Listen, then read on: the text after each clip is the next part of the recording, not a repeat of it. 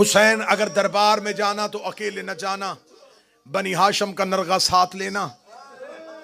अली की बेटी ने आवाज़ दी, बुलाओ अकबर, बुलाओ कासम, बुलाओ मुस्लिम, बुलाओ सज्जाद, बुलाओ गाजी, बुलाओ मोहम्मद बिन हनफिया। सारे हाशमी घेरे में लेके जाओ अली के चांद को। बनी हाशम के जवान हाथों से तलवारें बुलंद की हुई। मदीने की गलियों में आगे आगे हुसैन, पीछे पीछे बनी हाशम। मदीने की गलियों में एक सख्ता तारी हुआ। आज बनी हाशम इस अंदाज से आ रहे थे।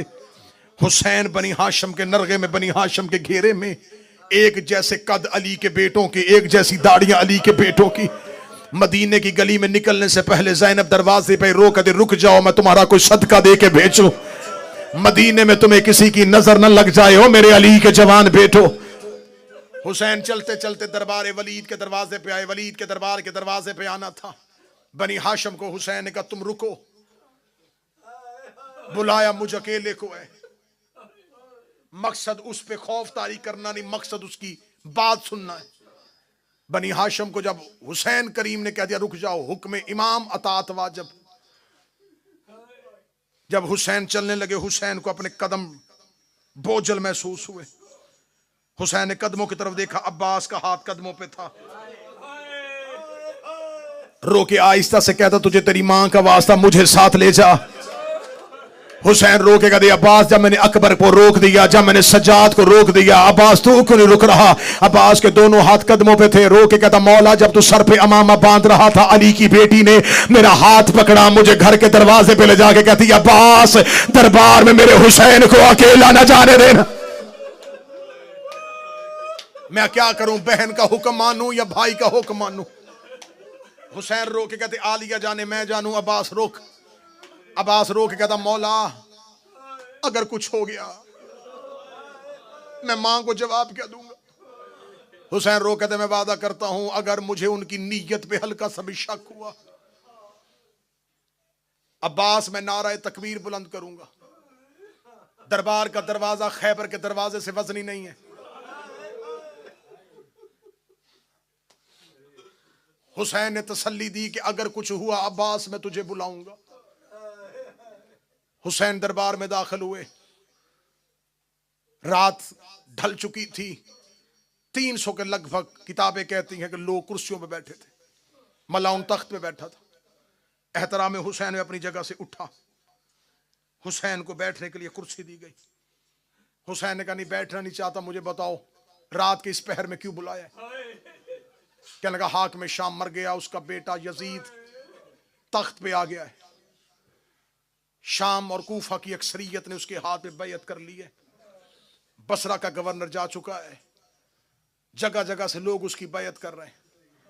वो चाहता है कि आप भी उसकी बैयत करें, इसलिए उसने एक खत आपके नाम लिखा है। यह कह के उसने खत हुसैन इब्न अली के कहा। मौला हुसैन ने खत पकड़ा। खत पकड़ने के कहा, ये खत भेजने का तरीका नहीं। कासिद मेरे दरवाजे पे आता, मैं खत वसूल करता, जवाब दे देता। उसने खत तुझे क्यों दिया है? वलीद ने कहा, हुसैन खत मामूली नहीं, ये सरकारी हुक्म है, इसलिए दरबार में बुलाया है। कि उसने सिर्फ आपके नाम खत नहीं लिखा, खत की पिछली तरफ एक तहरीर मेरे नाम भी है। आपको पैगाम दिया है, मुझे उसने हुक्म दिया है।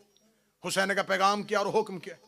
उसने कहा, पैगाम है कि हुसैन मेरी बैयत करे, और मुझे हुक्म है कि अगर बैयत ना करे तो सर तन से जुदा कर। मैं मोहम्मद के बेटे के लहू से अपनी तलवार को रंगीन नहीं करना चाहता। यजीद ये समझता है कि तेरा कत्ल आसान है, मैं जानता हूं तेरा कत्ल मुश्किल है। जब उसने कहा ना कि उसने कहा है कि हुसैन का सर तन से जुदा करना, हुसैन ने आंखों में डाल ली आंखें। हुसैन देखेगा, तुझे खबर है कि दरवाजे पे कौन खड़ा है? अगर मेरी जुबान से नारा तकबीर तकबीर की रे मुकम्मल नहीं हुई थी, या वलीद के दरबार का दरवाजा बाबे खैबर की तरह हवा में उड़ना शुरू हुआ, अली का शेर बेटा अब्बास इस जलाल से अंदर दाखिल हुआ। हुसैन ने अब्बास के सीने पे हाथ रखा। अब्बास को रोकते रोकते इमामत को 4 कदम पीछे जाना पड़ा। हुसैन रो के कहते, अब्बास मैं इमाम बन के कह रहा हूं, रुक जा। चेहरे पे अली वाली जलालत, आंखों में खून, तलवार अलम किए हुए। दरबारियों ने कुर्सियां छोड़ी, दीवारों के साथ जाके लगे। वलीद मलौन तक से नीचे उतरा।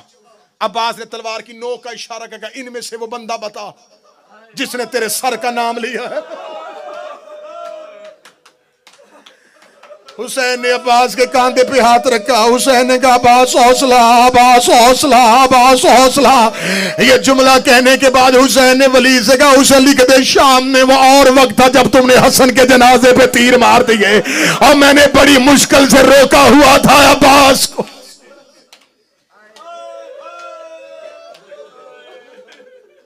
सूरज तलू होने दे, मदीने के लोगों को जागने दे।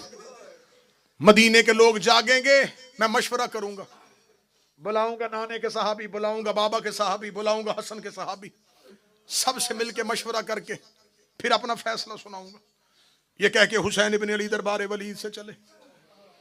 दरबार वलीद से हुसैन जा रहे थे। बनी हाशम का मोहल्ला।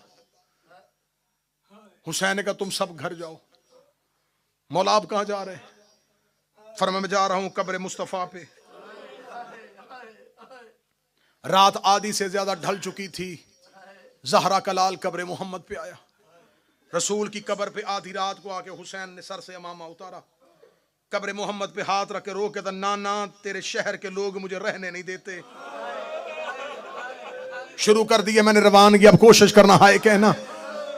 हुसैन रो के कहते नाना तेरे शहर के लोग मुझे रहने नहीं देते, नाना तेरा हुसैन मदीना छोड़ के जा रहा है। कब्र मुस्तफ़ा से आवाज आई हुसैन शहर छोड़ने आसान नहीं, मैंने मक्का छोड़ा, मेरे बाप का शहर था, मेरे दादा का घर था, मैंने यसरब को मदीना किया, मैं अकेला नहीं था, मेरे पास खदीजा की दौलत थी, अबू तालिब की हमायत थी, तेरे बाबे अली की तलवार थी, तेरी माँ फातिमा की दुआएं थी, हम सब ने मिलके यसरब को मदीना किया। हुसैन तू अकेला है। हुसैन रो कहते नाना ना घबरा, अकेला मैं भी नहीं हूं, मेरे पास अकबर की जवानी है, अब्बास के बाजू है, कासम का सर है, असगर का बचपन है, जैनब की चादर। अब हाय कहते जाना। कब्र मुस्तफा से आवाज आई हुसैन मैंने यसरब को मदीना किया, मेरी मेहनत बड़ी लगी। हुसैन रो के कहते नाना मुझे महीने नहीं चाहिए, मुझे साल नहीं चाहिए, नाना मुझे एक दिन की फजर से लेके असर तक का वक्त दे, मैं इतना खूबसूरत शहर बनाऊंगा। तू हर शबे जुमा 1.25 लाख नबी लेके मेरे शहर ना आए, मुझे हुसैन ना कहना। नाना मैं हुसैन अपना शहर बनाऊंगा। कब्र मोहम्मद से आवाज आई हुसैन शहर बनाना बड़ा मुश्किल है। आवाज आई नाना तू परेशान ना हो, मैं अकबर साथ लेके जा रहा हूं। आवाज आई हुसैन अगर दीन फिर भी ना बचा, नाना तेरे दीन पे मुश्किल बन गई, मैं अब्बास दूंगा। आवाज आई अगर दीन फिर भी ना बचा, नाना तू ना घबराना, मैं औनो मोहम्मद के जनाजे उठाऊंगा। हुसैन अगर मेरा दीन फिर भी ना बचा, आवाज आई नाना तेरा दीन बचाऊंगा, चाहे मुझे कासम की लाश के टुकड़े ना उठाने पड़े। आवाज आई हुसैन अगर मेरा दीन फिर भी ना बचा, कब्र मोहम्मद पे गिर गया सहरा का लाल, रो के नाना तेरा हुसैन वादा करता है सर सजदे में रखूंगा, मैं उठाएगा मेरा कातल। आवाज आई अगर तेरा सर दे के भी मेरा दीन न बचा, हुसैन दामन को झाड़ के खड़े हुए रो कर जो था वो दे दिया। अब मुंह से बोल तेरे दीन को क्या चाहिए। अभी रसूल नहीं बोले थे या सैयदों की हवेली से एक बीबी के रोने की आवाज आई। आवाज आई हुसैन वापस आ, नाने से वादा कर, करबला जाने हुसैन जाने, शाम जाने तेरी हाय हुसैन, हाय हुसैन के करबला जाने हुसैन तू, शाम जाने तेरी ज़ैनब। बस मैं बड़ी जल्दी कर रहा हूं कि मैं रवानगी मुकम्मल करूं। कल पढ़ेंगे वरूद करबला, आज है हुसैन का वतन छोड़ना। रात आधी से ज्यादा ढल गई। हुसैन कब्र मुस्तफा से घर आए, दरवाजा खोला, दरवाजा वजनी महसूस हुआ। दरवाजा खोला, सामने मां की शक्ल वाली बहन खड़ी थी। अगली सतर पूरी रात रोने के लिए काफी है। आलिया हुसैन का माथा चूम के कहती बता रोया क्यों था। अल्लाह तुम्हारे भाइयों की जवानियां सलामत रखे, जिसके भाई हैं उनके लिए जुमला पढ़ने लगा हो।